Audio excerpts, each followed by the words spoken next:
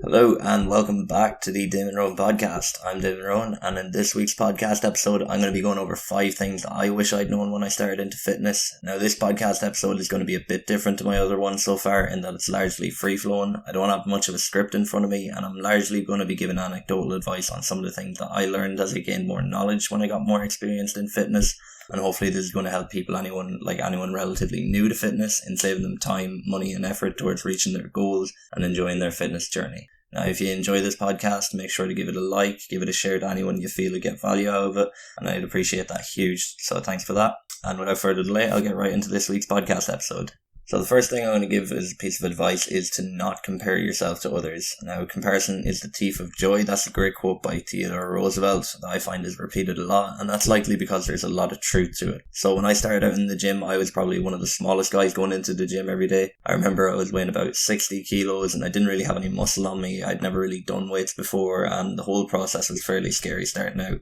So I'd go in to use the machines and see lads maybe two or three times the size of me in tank tops with huge arms and muscles all over and think, I'm never going to get to that stage. And I actually remember harbouring quite a bit of jealousy maybe too at the time, because even when I was about 6 months in, I thought I was doing everything right, and although I was making progress, like maybe I'd added about 2 or 3 kilos of weight and looked a bit more muscly, I wasn't happy in myself because I was always thinking and looking at people that were around me that were bigger, fitter and stronger than me, and thinking they have better genetics or they know something I don't about how to train or diet a certain way. And it wasn't until I was about a good 8 or 9 months in the gym consistently before I realised I was approaching fitness the wrong way. So I realised that I was never allowing myself to appreciate how well I was doing, the hard work I was putting in, and at the time I was maybe about another 5 kilos, so I'd maybe about 5 kilos of muscle on since I started. And it was only then when I started to realise I was actually doing quite well for myself, because I started thinking about it a different way. So instead of thinking about the lad beside me who was benching maybe, a good 50 kilos more than me, I looked back on how I looked nearly a year ago compared to how I look now, and I was fitter, I was healthier, I was stronger, and I essentially started allowing myself to feel a lot happier in myself and started growing to love the process instead of the destination all the more. And that also made a huge difference for me in my motivation and how happy I was in the gym, because now each time I was going to the gym I was thinking of how hard I can work and how I can get my weights up heavier than they were on the last week or the previous month, and my whole process and approach changed because I became laser focused on myself and my own process,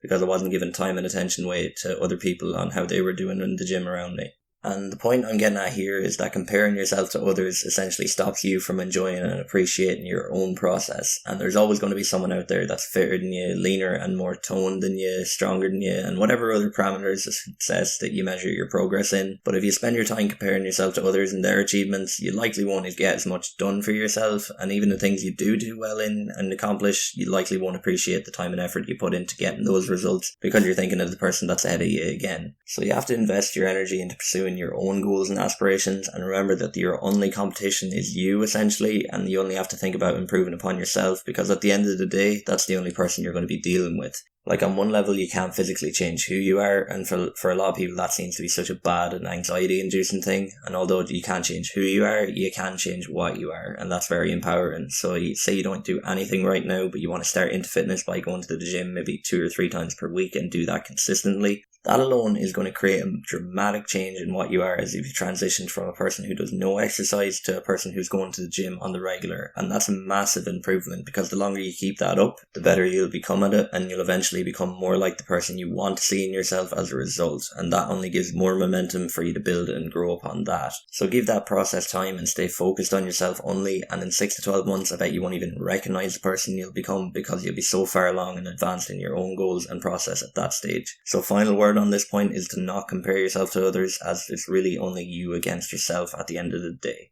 Now, the next point I want to move on to is that you should stick to the basics and don't overcomplicate things. So another mistake I made when I was starting into fitness is overcomplicating things on myself. So in terms of things like training, I would watch these videos or hear advice from people, and I suppose because I just didn't know any better at the time, I'd take what they said as gospel and put it into practice exactly how they said it. So for training, I remember a good one was always at my rest times. Like, I remember being told that taking about 90 seconds rest was the best for building muscle size. So even if I was chatting a friend at the gym, I would always be watching the clock, and literally cut off the conversation if I knew 90 seconds was up, and get straight back into my training. It was a bit weird and awkward when I think back of that, because just cutting off conversation, but I was that's how I was focused on just getting what I wanted out of it. But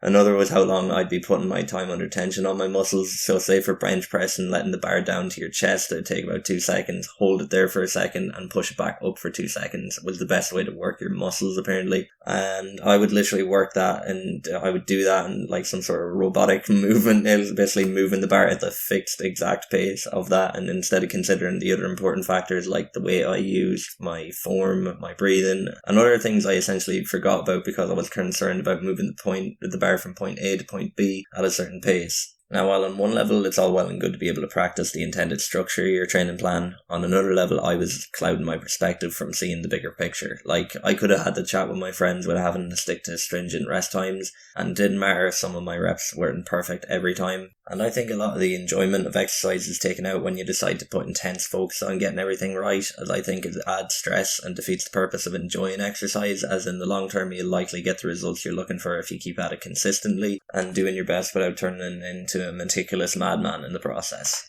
Now obviously this might be a different case if you're training for bodybuilding or some competition of some sort, because you'll have to be training a certain way regardless, but for the general population who's just trying to look better and feel healthier and fitter, this is good advice to go by because it just gets most of what you want out of it. And on a similar note, the same goes for diet and nutrition. Now for diet and nutrition, it can be a tricky thing to get your head around when you're only starting out, and I think a lot of that is down to the bullshit marketing and advertising that goes on in the fitness industry surrounding that. Like, people are always going to be pushing their food products, their diet plans and their supplements as this breakthrough way forward in getting results faster, and this creates for a lot of confusion in what really is the best approach. Now for me, or any fitness coach or trainer worth their salt for that matter, the way I always will be pushing for results is the most sustainable and safe methods possible that allow for long-term success and results. So what I mean by this is that if you're getting the basics right and that you're getting enough protein, your macro and micronutrients are fairly well, they don't have to be perfect, but just fairly good, and you feel happy in that you're being able to enjoy mostly healthy whole foods,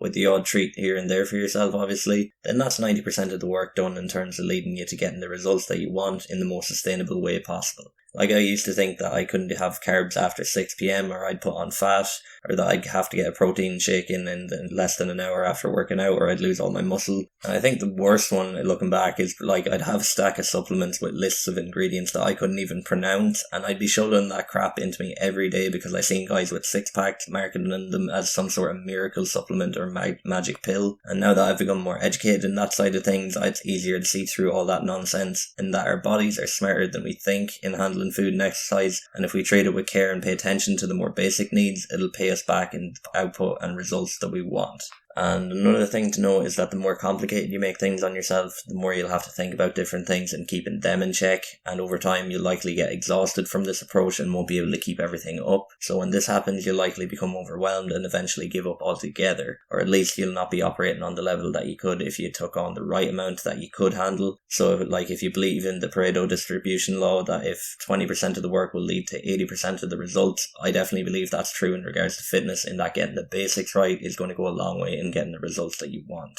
Now, I do go into healthier eating and better eating habits in episodes 1 and 2 of the podcast. If you haven't listened to them already, I'd advise checking them out and you'll learn more about them. But the main message I'm driving here in regards to both training and nutrition is that less is more, in that you can get a lot done for yourself and your goals by applying the basics and removing a lot of the stress that comes with overcomplicating things in the process of that. Now, the third thing I want to move on to is to learn to appreciate the process. So this point is just to emphasize the importance of enjoying your process and getting the most out of your health and fitness journey and your goals in general. And the reason I say I wish I'd known this when I started into fitness is because, as I mentioned before in the point about not comparing yourself to others, I didn't really allow myself to enjoy the process and results I was getting for the first maybe 8 or 9 months I was training. And now enjoying the process definitely ties into the last 2 points, in that you should watch out for both comparing yourself to others along with not overcomplicating things on yourself, because they're 2 big drains on your energy and your happiness in general. Now, this is obviously easier said than done, as I believe a lot of people, including myself, initially get into fitness because we recognise inadequacies or certain insecurities in ourselves, whether that be we don't like the way we look, we're worried about our health, we want to be able to perform better at sport, or anything else you might want to get into fitness for. Basically, most of us usually start in the gym because we perceive we lack something we want, and we want to try remedy that through fitness. So while this can be useful motivation to get you going and get you starting out, you shouldn't let that metric and results from it dictate how you measure the amount of happiness or fulfillment you can get out of regular exercise. Now again, that ties back into maybe like when I started out, I didn't allow myself to enjoy the first few months training because I was always thinking thinking about the people around me and that they were bigger and better than me, and this clouded my thoughts and self-value because I was always basing my value off of external things like them and things that I couldn't control in general, instead of placing focus internally on only working on myself. So focusing on yourself in any goal you undertake is likely going to give you the best results and best satisfaction from the process and journey itself. And the reason I say this is because you're locked into that focus of comparing yourself to how you were yesterday, how you were last week, last month, and essentially since you started out, so you're not comparing your first step to someone else's 50th step and getting caught up in their process, and the only metric you're applying is how well you do and you perform. And while some days and weeks you might not have improved as much as you'd have liked, along with inevitable setbacks and times where you didn't make as much progress as you wanted for one reason or another, which is part of any goal, especially in your fitness journey, over the long term, so long as you stay consistent, you'll no doubt end up better off both physically and mentally in your own constantly evolving process. So try and enjoy that as much as possible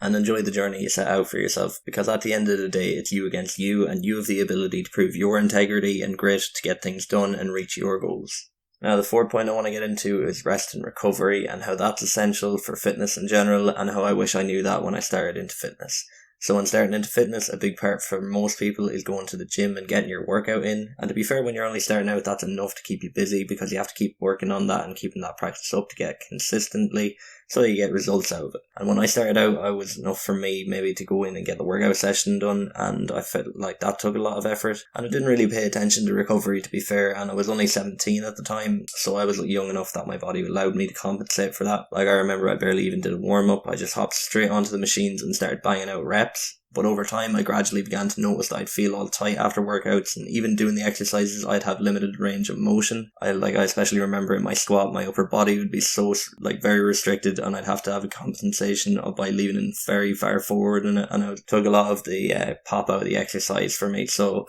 after having no recovery plan in place, I realised I wasn't doing any favours for myself, because my performance and my mobility was suffering, my flexibility as well, and I started throwing in a few stretches here and there, but I didn't really notice any results. And it's only really when I started incorporating a recovery routine consistently around my training that I began to notice big improvements. Like nowadays, most of my recovery plan revolves around getting a good warm-up and cool-down in around my training sessions, and then doing light stretching and foam rolling in the mornings and at night. Now, by no means do you need to do that much for recovery. It's each to their own, really, in terms of their ability and their goals. But the benefits I've noticed from having a proper routine in place in terms of recovery has made it become arguably just as important to my health and fitness as my training is. So recovery is essentially going to provide the maintenance for your body in cohesion with your training. And think of it as if when you work out, you're placing a lot of stress on your body, and you're tearing muscle fibers and placing a lot of stress on the ligaments and tendons and joints of your body. And then when you finish up, your body begins to repair that damage done and tries to make your body stronger, so it's more prepared to put up with that stress again. Now, when your body repairs its muscles, it's essentially making them stronger, but through this process, your muscles become more dense and more tight. And this is where, if you don't have a recovery plan in place that allows your muscles to be stretched and flexed optimally, they lose some of their elasticity and take away some of your mobility, flexibility, and range of motion as a result. So make sure to try to get a recovery plan in place so that you're stretching your muscles optimally and allowing them to work in the way that they're meant to, so that you're allowing your body to move the way it's supposed to, both in exercise and movement in general. And that's just a handy thing to have, because if you're more flexible and mobile as a person, you'll have less stress on your body, and you'll just be better at being able to exercise in general.